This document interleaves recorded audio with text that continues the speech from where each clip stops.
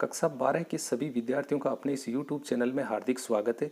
कक्षा 12 के अनिवार्य हिंदी विषय हेतु सिलेबस में शामिल भाषा, व्याकरण एवं लिपि का परिचय बिंदु का प्रश्नवार आज हम अध्ययन करेंगे, जिसमें वर्ष 2021 की बोर्ड परीक्षा के लिए उपयोगी प्रश्नों को शामिल किया गया है।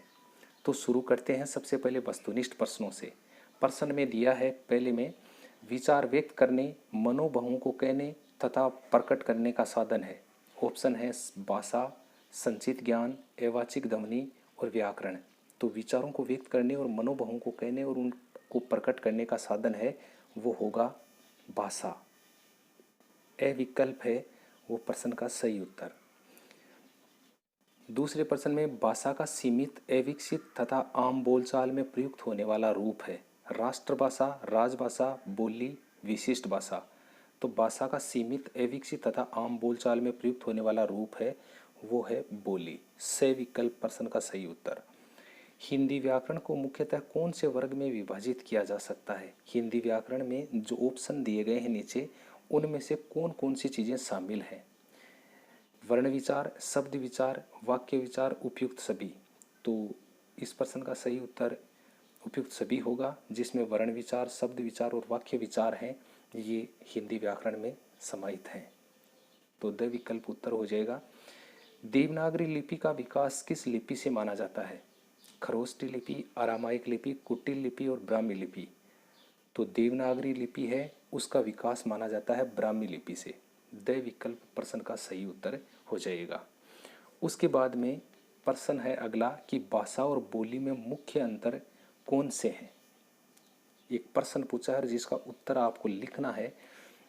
जैसे बोर्ड परीक्षा में अगर ये प्रश्न पूछा जाता है तो उसका उत्तर आप लिखेंगे कि भाषा और बोली में मुख्य अंतर कौन से हैं। तो इस प्रश्न का उत्तर होगा कि भाषा विस्तृत क्षेत्र में बोली जाती है और उसका निश्चित व्याकरण होता है। भाषा का क्षेत्र है वो काफ़ी विस्तृत होता है, उसका व्याकरण भी निश्चित होता है और उसमें लेखन साहित्य भी किया जाता है कि साहित्य लिखने की क्षमता है वो भी उसमें होती है। जबकि बोली है एक सीमित क्षेत्र में बोले जाने वाला रूप है जिसे उपभाषा भी कहते हैं और बोली का कोई व्याकरण नहीं होता है।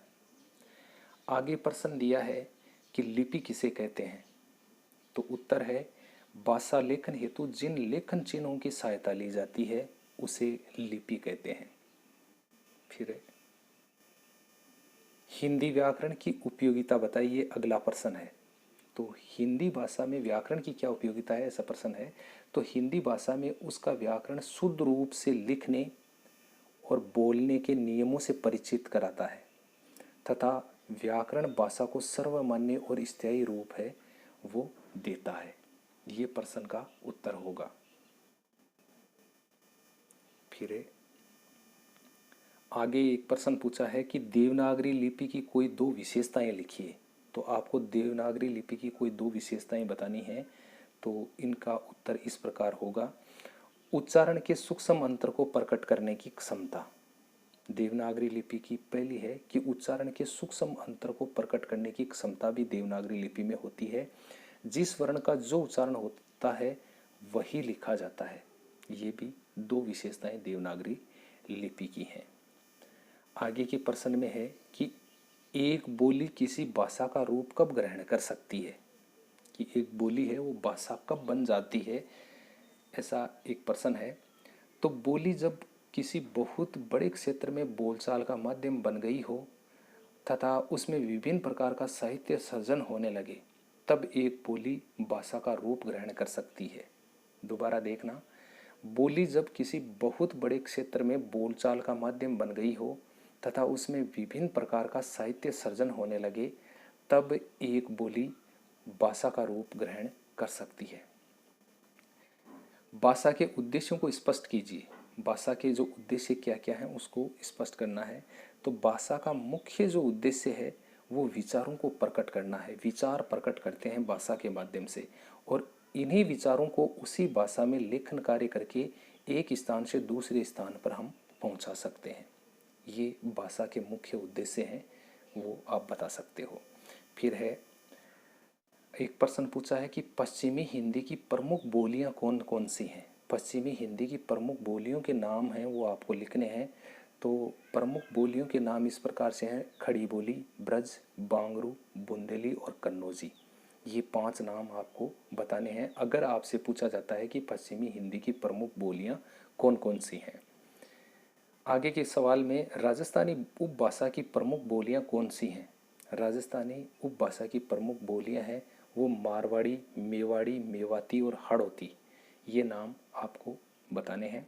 इसके अलावा देवनागरी लिपि किन भाषाओं की लिपि है? तो देवनागरी लिपि है वो किन किन भाषाओं की लिपि है? तो वो हिंदी, संस्कृत, नेपाली, कोंकणी और मराठी। तो इस प्रकार से ये आपके कुछ प्रश्न थे जो आपका जो टॉपिक था भाषा, व्याकरण एवं लिपि का परिचय। तो इसके संबंध में ये कुछ सवाल आपके समक्ष प्रस्तुत हुए हैं जिनको अगर आप वीडियो को पुनः एक बार चलाकर दोबारा देखें और इन प्रश्नों को अच्छी तरह से तैयार करें ताकि आगामी आपकी जो एग्ज़ाम है उसमें सहायक साबित हों। तो मिलते हैं ऐसे ही व्याकरण के एक और वीडियो के साथ में।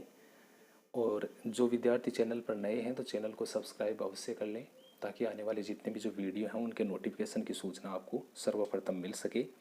तो मिलते हैं एक नए वीडियो के साथ में, तब तक के लिए जय हिंद, जय भारत।